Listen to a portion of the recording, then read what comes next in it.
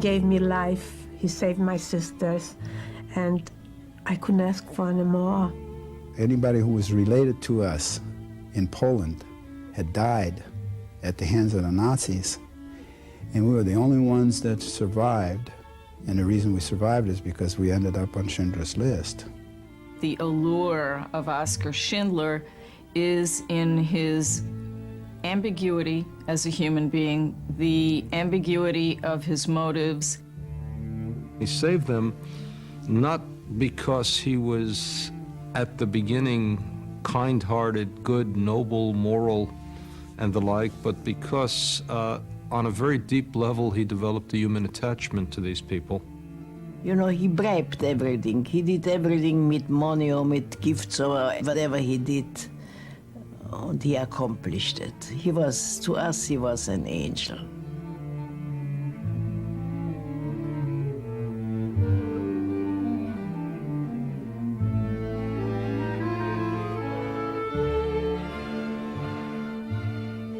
In 1980, in Beverly Hills, California, Australian author Thomas Keneally walked into a luggage store to replace a travel-worn suitcase.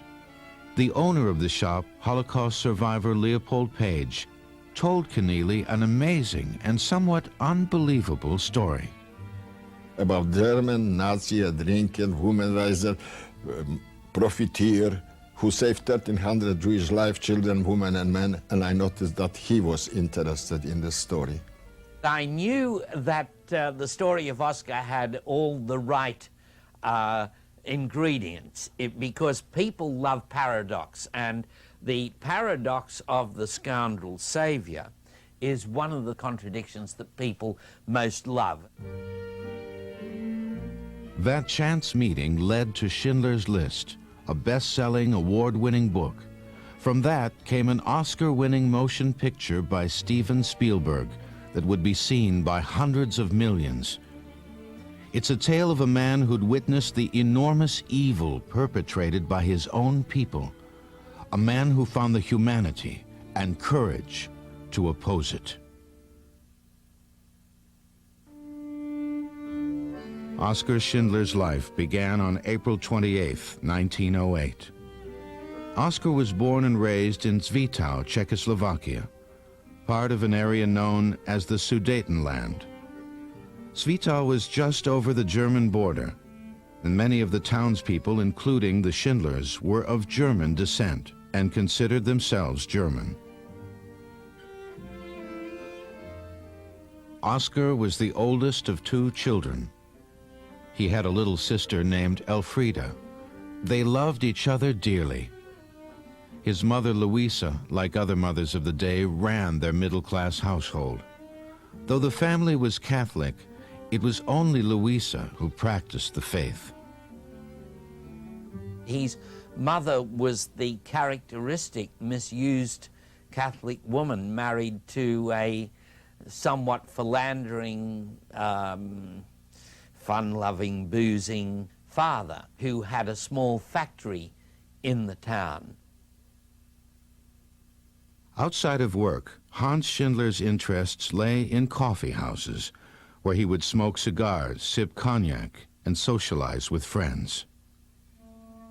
Hans's young son, Oskar, was honing his own social skills.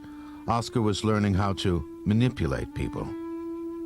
With both his parents, Oskar Schindler probably got away with everything short of murder, because he got away with everything short of murder when he grew up, and I'm sure that applying the same charm to his parents served him well. An important influence on young Oskar was a Jewish family living next door. He went to grammar school and played with their two boys. Ordinarily, a friendship between neighbors wouldn't be significant. In this case, it was. Schindler regarded Jews not as alien others who could be easily stigmatized, but as human beings who are like us, who breathe like us, who laugh like us, who cry like us, who grieve like us. And the recognition of the other person as a human being and not as a stereotype means that you're capable of establishing human relations with them. In his teens, Oskar was uninterested in academia, though he did finish high school. The mechanical know-how he'd gained in his father's farm machine factory led to tinkering with Hans Schindler's motor car. Later, Oskar turned to motorcycles. He loved the speed, the sense of danger, and he thrived on being in the limelight. He was participate in the car races, and he was a very good driver and even got lots of awards as a driver. In school, he was in every play and he has to have the major role. And he was charmer, and the girls was after him. Oskar had many girlfriends. Then, in 1928, at the age of 20, he appeared to settle down. After a whirlwind courtship, he married a gentleman farmer's daughter named Emily Pelzel. Emily had been schooled in a convent and was as reserved as Oskar was reckless. Oskar received a sizable dowry when he got married. According to Emily, he soon bought an expensive car and squandered the rest. He wanted to be rich, and he wanted sexual gratification, quite frankly. So they were his ambitions. A good time, he had the ambitions not of a philosopher, but of a hedonist. In the early 1930s, Oskar entered the military, serving in the Czechoslovakian army. He hated the rules and regulations and got out as soon as he could. After his military service, Oskar returned to Emily, but only in theory. By day, he worked as sales manager at Moravian Electrotechnic. At night, instead of going home, he lived the life of a bachelor, staying out and carousing in the cafes. It appears that his father had a big influence upon him. His father was an unsatisfactory husband, as Oskar was, and Oskar was appalled by his father's behavior towards his mother. But then, of course, as so often happens with us fellas, he went on and reproduced the behavior of his father in his own relationships with women. In 1935, when Oskar was 27, his father abandoned his mother. There was no divorce. 3 years later, she died, alone and broken-hearted. Oskar was devastated. At her funeral, he refused to speak to his father. He'd never forgiven him for leaving his mother. It was during this period that Oskar surprised friends and family by wearing a swastika. He had joined the Nazi Party. He got involved in the Nazi Party because it was good for business. He wanted to make a lot of money, and he did make a lot of money. As the National Socialist Party in Germany continued to expand under Adolf Hitler, newcomers were avidly sought after.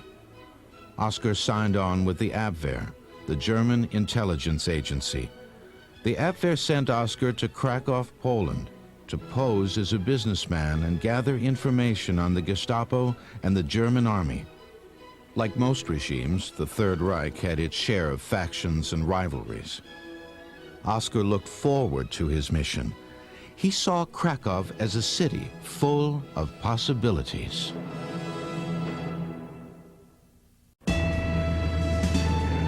On September 1st, 1939, the Nazi blitzkrieg stormed into Poland and began its brutal occupation. 1 week later, Oskar Schindler, 31 years old, arrived in Krakow as an agent for the Abwehr, the German intelligence organization. His disarming smile, quick wit, and ability to disguise a bribe as a gift of friendship helped make all the right connections. He didn't go into World War II thinking, I'm going to save Jews and be a hero. He went into it thinking, I'm going to make a lot of money and be set for life. The Krakow that Schindler came to exploit was a bustling industrial city with a thriving Jewish community, 66,000 in all. But when Hitler's armies invaded Poland, the Jews of Krakow, as well as Poland's other 3.5 million Jews, were soon set apart from the rest of society. The Nazis decreed that all Jews over the age of 10 wear the Star of David, a Jewish icon.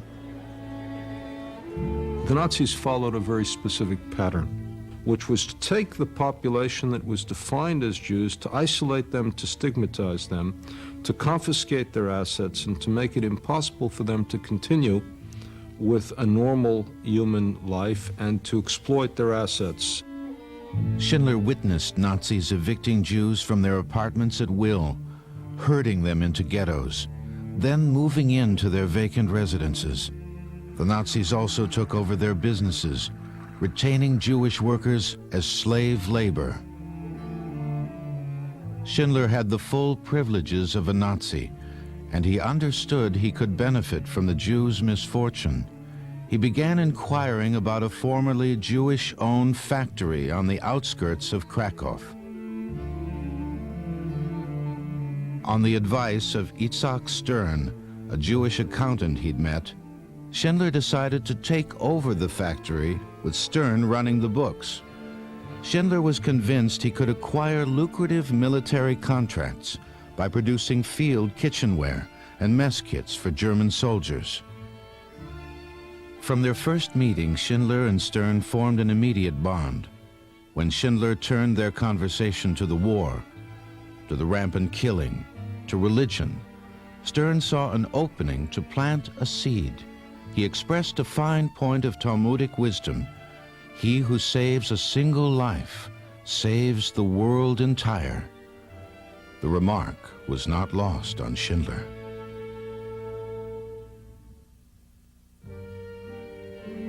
Schindler purchased the factory from the bankruptcy court of Krakow. He borrowed 50,000 zlotys, the equivalent of $10,000, from several wealthy Jews who realized the Nazis would get their money sooner or later. They took their chances on Schindler. DEF, Deutsche Emailfabrik, known by its workers as Emaille for short, soon became quite a success. Schindler, the operator, made the deals. Behind the scenes, he relied on his staff. Schindler had the business sense and the heart to treat his Jewish laborers humanely, often with a smile, a joke, or an unexpected kindness. He came to my workstation and called me by my name, and occasionally asked me things, not because he wanted to really have the information, but he just wanted to make human contact with somebody like me, 13 years old. And then I'd find out the following day that when I went to get my ration of soup, that I was supposed to get 2 rations, because Schindler had ordered double ration for me. That's the kind of person he was. There was even more compelling evidence of the fact that Schindler was different from the other Nazis. He warned his Jews of upcoming Aktions, calculated incidents in which the Gestapo would terrorize and kill Krakow's Jews. A kind of covenant developed between Oskar Schindler and his prisoners. It was a very rough covenant, but it basically said, you run my factory and keep things chugging over, and I'll keep the dogs and the jackboots and the lash and the rifle off the factory floor. As a result, Emaille earned a reputation as a haven from Nazi brutality. Krakow's Jews sought to work there, and Schindler was all too eager to accommodate them. For taking on more Jews made good economic sense. Although the Jews themselves weren't paid, Schindler still had to send their wages to the SS. But at just 6 marks a day, about $2 apiece, Jewish labor was a better deal than higher-priced Polish workers. While Schindler defied Nazi law by treating his Jews humanely, he also broke the rules of marriage. Schindler kept his wife Emily back home, far from Krakow, where he had countless sexual liaisons with a German mistress, his Polish secretary, and many other beautiful women. He was a sexual omnivore, and he could never get enough of women. Women could never get enough of him. He was a powerfully built man. He was very attractive. He smelled good. He looked good. He exuded sexuality, and he had no self-control. Emily Schindler was always hopeful that he would reform, that somehow he would come around.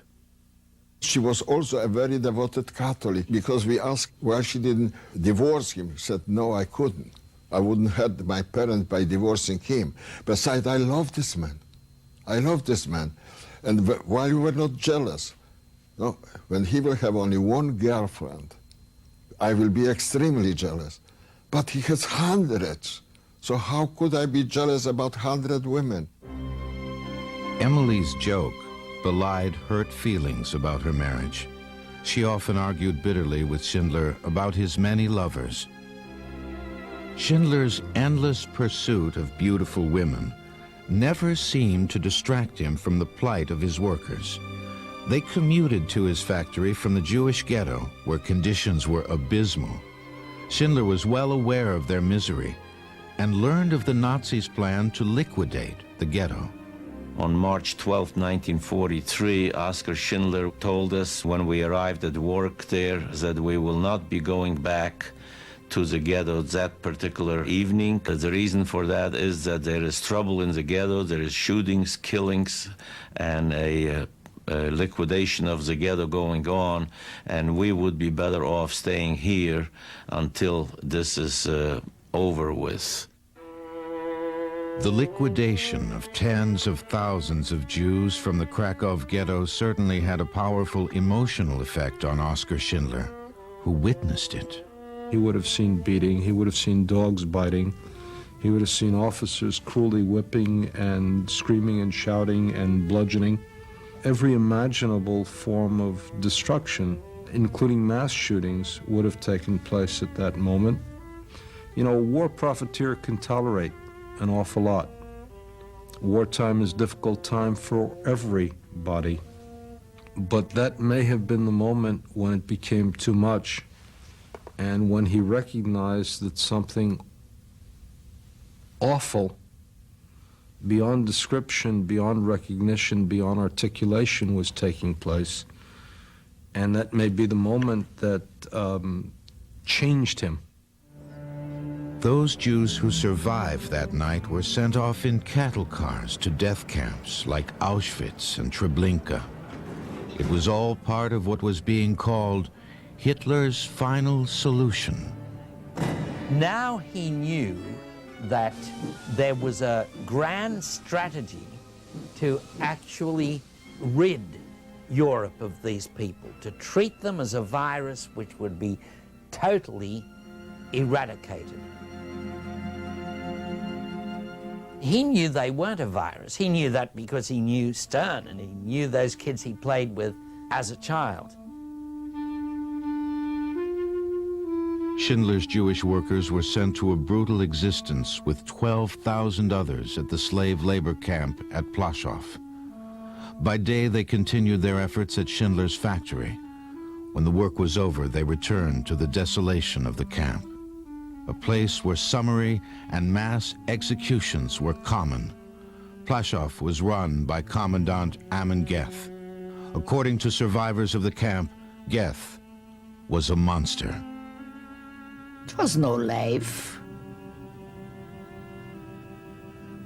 It was waiting for death.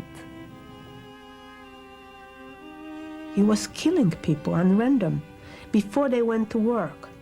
Terrible memories I have when thinking that he was coming back through the yard, whistling a happy tune. He was content, like a content animal. He loved to see blood. He was training the dogs how to attack people. It's very hard for me to talk about this because it was terrible. He would give out the order to the big one, to the white rough, and the dog would hop on people and tear them apart.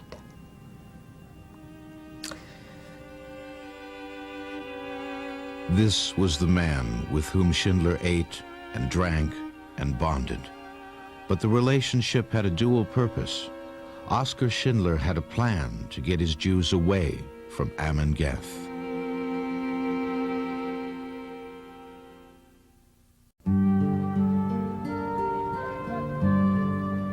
In 1943, the Nazi regime's lethal assault on the Jewish people was in full force. At the Plaszow slave labor camp, Commandant Ammon Geth gave free rein to his murderous impulses. And yet, despite this brutal environment, Oskar Schindler spent many festive evenings in Geth's villa overlooking the camp. Oskar was able to drink with the devil, to make deals with the devil. That's because there was a lot of the devil in him as well. If Oskar hadn't been that particular blend of satyr and black marketeer and drunk and savior, he couldn't have saved them. He had to be that particular blend of contradictions to be a savior in a world where all values were upside down. To Helen Jonas Rosenzweig, a Jewish maid at Geth's villa, Schindler's close relationship with Geth and his concern for Jews was confusing. Oskar Schindler came down into the kitchen and he took me to the window. He says, "You see the people down the hill? They carried stone, they were digging the hill." He said, "Look at them, watch them. You see people in Egypt, you Jewish people, when they were enslaved, and then they were freed from Egypt. This is what's going to happen to you. You will see. You're going to be free from that hell." Schindler soon began to make good on his promise by taking advantage of his close relationship with Geth and other high-ranking Nazis. Schindler received permission to build a barracks camp next to Amalia. He'd convinced them that his Jews would work harder and longer if they didn't have to commute from Plaszow. The workers themselves benefited as well. They were now out of Geth's deadly jurisdiction. Those people really were saved from beating, hanging, killing that was taking place in Camp Plaszow. Amalia was now a self-contained concentration camp. That made Oskar Schindler the director of a concentration camp. Nonetheless, he provided extra food, medical care, and other necessities that were unheard of in other camps. These special services were expensive, but Schindler could afford them. He was making a fortune on the black market, selling surplus items from his factory. Under German law, Schindler's black market activities were illegal, but so was his humane and cordial treatment of his Jewish workers. On one occasion, he had his birthday party, and some of the inmates baked a cake, and a little girl, a young girl, took it up to the office and gave it to him. So he gave her a kiss. And this, of course, was a major crime during that period of time. Schindler was subsequently arrested. It was one of 3 separate arrests, but he was able to talk and bribe his way out of all of them. He was playing a dangerous game. This is a big operation. He does it openly. He, as a German citizen, is violating their laws openly. He does it at great personal risk and great personal expense, and finally, with no expectation of reward. In the spring of 1944, Schindler and his Jews had to adapt to changes in the war. The Russians had been steadily advancing on the Eastern Front, and the Germans were retreating. The Nazis ordered all camps and subcamps in Plaszow and Krakow be emptied of their workers. Schindler could have easily walked away a wealthy man at that point, but he knew what would happen to his Jews if he did. Instead, Schindler went to Berlin, where he received authorization to move his Jewish factory workers to a new location in Brinlitz, a town nearby his boyhood home of Zwickau. He convinced the Nazis that his new factory would manufacture ammunition by getting his activities and Jews reclassified as essential to the war effort. He hoped to spare his workers from the gas chambers at Auschwitz. Everyone who would go to Brinlitz with Oskar Schindler had to get on his list, a list that meant life. The Jews called it simply Schindler's List. Some 1,100 workers were lucky enough to get their names on it. They were Jews from Schindler's Amalia factory as well as the Plaszow labor camp. Schindler was even able to make good on his promise to Goethe's maid. He said, give me the names of your sisters. And that's how my sisters came along with me. The names were put on a list. I really didn't know about the list. The Jews on Schindler's List didn't go directly to Brinlitz.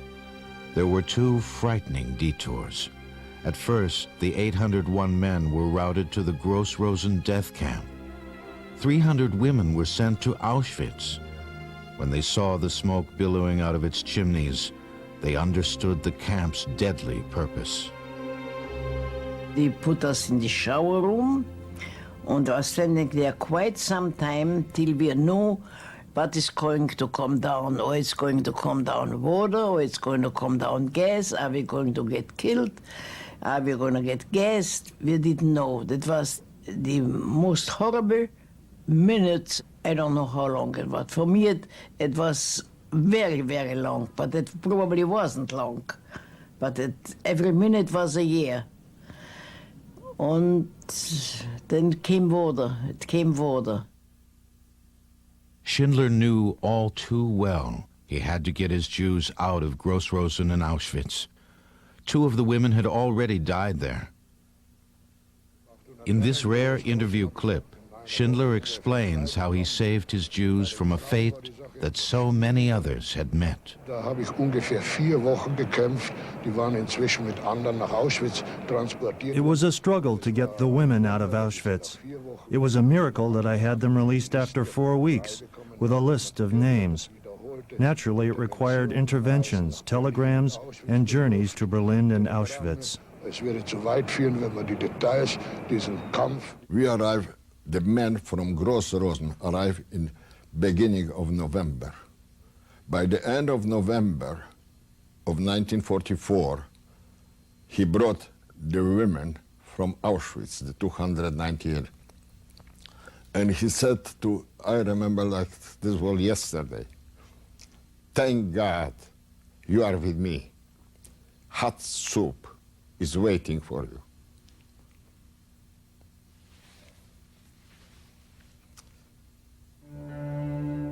In the months to come, Oskar Schindler's increasing humanitarian efforts on behalf of his Jewish workers would far eclipse any endeavors toward personal gain.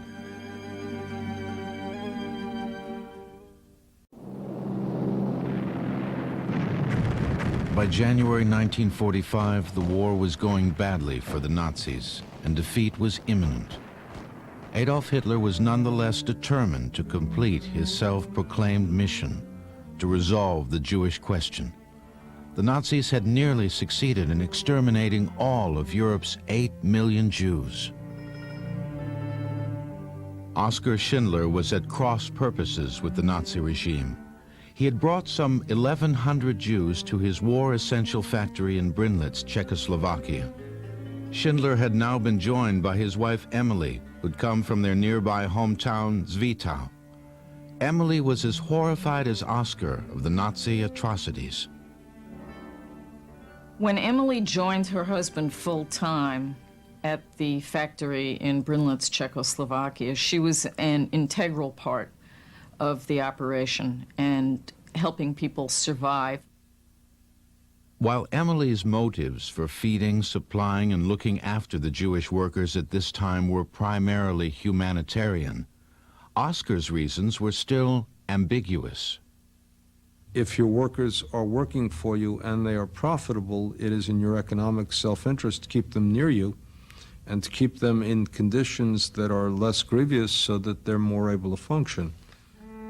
Although Schindler may have begun his wartime endeavors in 1939 as a profit-minded businessman, an incident in January 1945 indicated that at this point in his life, his humanitarian concerns far outweighed his financial motives. 2 cattle cars carrying 132 Jews were on a hellish odyssey that began at a Nazi stone quarry in Goleshaw, Poland. The prisoners had been turned away by several death camps. Ironically, they were too full and too busy killing people to take them in. After 10 days without food, water, or blankets, the frozen prisoners were abandoned at Brinlitz. Oskar Schindler came to their rescue. So we have to cut out with the welding equipment the doors to remove them. And unbelievable things what we saw. We saw people's dead, 16 of them. There were 132 people in the 2 cattle train. These people were looked after by Oskar and Emily, and the fact that those carriages, those trucks were opened, the fact that these people were brought onto the floor of Brinlitz, and the fact that their lives were saved, the fact that Oskar bought a plot from the local parish priest for the burial of those who died, all this is an eloquent statement to the honor and benevolence of the Schindlers. As the cattle car survivors were all in poor health, not one of them worked a single day at Brinlitz. And yet for the next 5 months, Schindler paid the Nazis over 600 marks a day for the 116 Jews he'd taken in. This act alone spoke volumes about the man Schindler had become. On the eve of May 8th, 1945, Oskar Schindler had important information that the Jews in his care had waited 5 years to hear. Schindler asked us all to gather around. He stood up on something high, and he told us that we were free, the war is over, the Germans have surrendered, and that he was going to leave, and these guards who were standing around behind him were going to leave as well, and he wished us well. Everyone there was either in tears or in laughs or trying to crawl toward Schindler to kiss him and thank him personally, which was impossible to do with 1,000 people. It was an emotionally charged gathering where we just were short of being able to express our feelings, the unbelievable achievements that we have survived the war, and it was Oskar Schindler that brought us to this point. The 1,200 or 1,300 Jews Schindler had saved would soon learn of the extent of the Nazi Holocaust. 6 million other Jews had not had an Oskar Schindler to come to their aid, and they had perished. From that moment on, it was Schindler's Jews who would spring to action on his behalf whenever necessary. We, the survivors, the people who Oskar Schindler fed and protected for 4.5 years, knew when the Russian will take camp of ours, he as a German, as a Nazi, as a profiteer, as a manager of the concentration camp factory, he will not have a chance to survive. Schindler, the former Nazi war profiteer, was now disguised as a concentration camp survivor. 8 of the Jews he'd rescued spirited him away to Allied forces in the West, where he was able to surrender without repercussion. Oskar and Emily traveled to Munich and pondered the future. He was 37 years old and faced the turbulence of the post-war world. Germany's economy was a shambles. So were Oskar's finances. Despite the millions he'd made during the war, he'd walked away a pauper. Schindler was undeniably a hero, but outside of the survivors who owed him their lives, no one knew or cared. After the war, when the drama was gone, he was adrift. He was afloat from one business venture to another and basically was a sybarite who lived to have a good time. Schindler soon acquired enough money to start a new life. In 1949, a Jewish organization awarded him $15,000. It was the first of many financial gifts bestowed upon him by a grateful Jewish community. That year, Schindler moved to Buenos Aires, Argentina, where he, Emily, 2 mistresses, and 3 families he'd rescued attempted to rebuild their lives.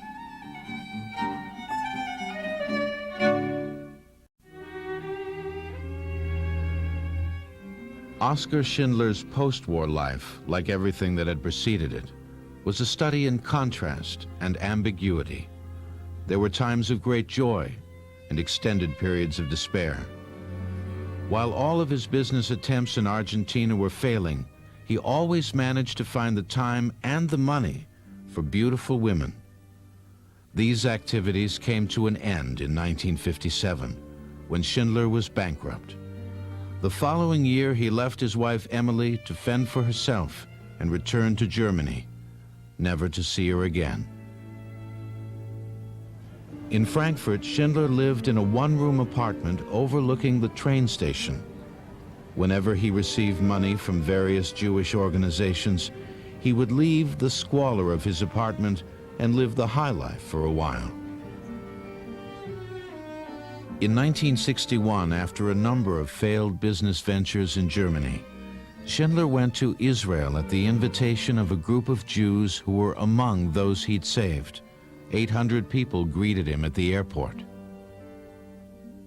At the time, Adolf Eichmann, the architect of Hitler's final solution, was being tried in Jerusalem. The Israeli press learned of Schindler's wartime heroics and played up the obvious contrasts between these 2 former Nazis. The German press also filed stories about Schindler.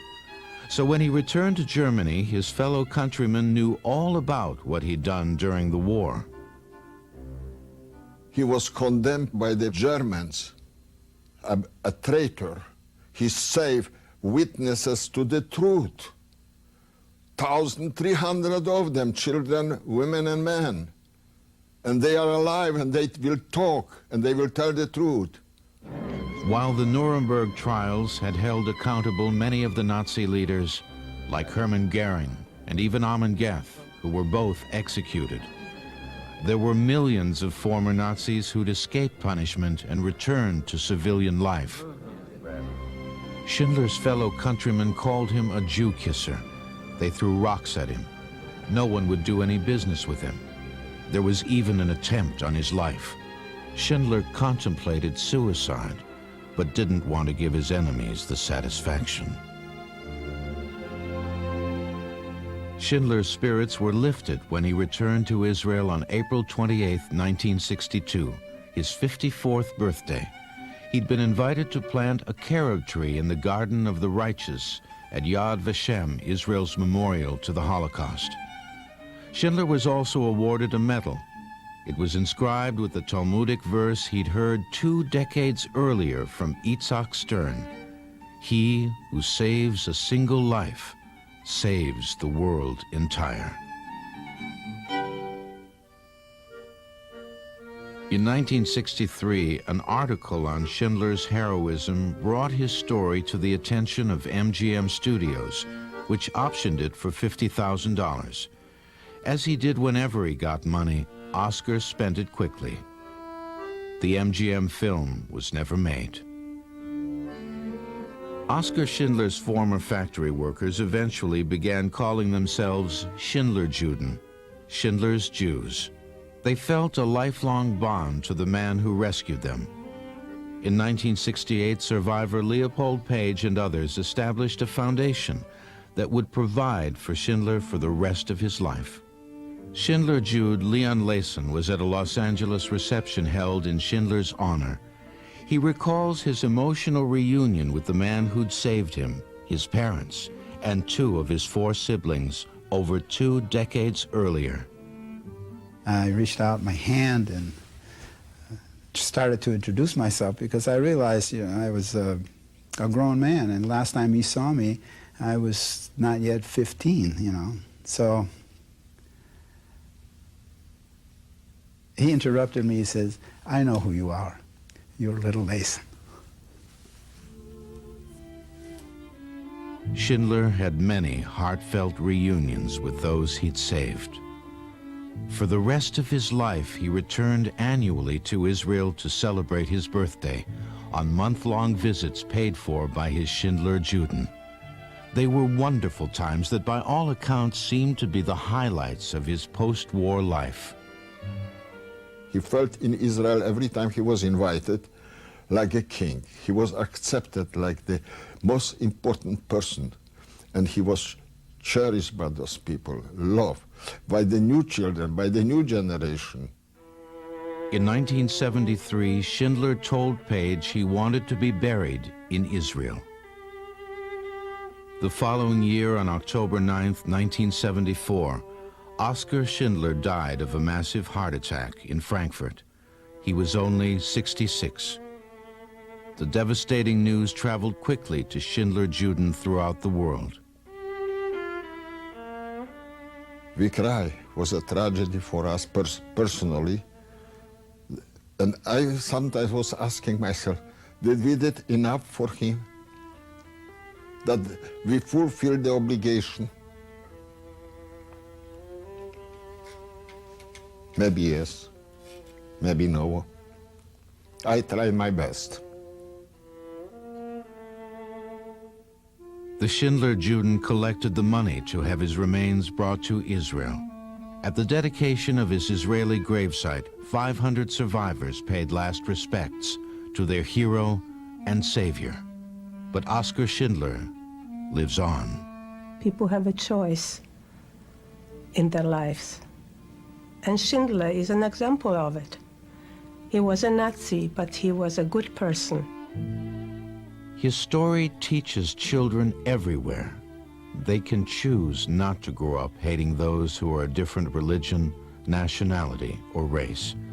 They can look to Oskar Schindler as a noble example of doing right and opposing those who do wrong. He's an indictment of the generation of perpetrators. He belies the truth that they think they tell. When they say, well, everybody did it, we had no choice, we couldn't have done otherwise, there were no alternatives. You point to Oskar Schindler, there were. He made a difference, and he made a difference when it counted.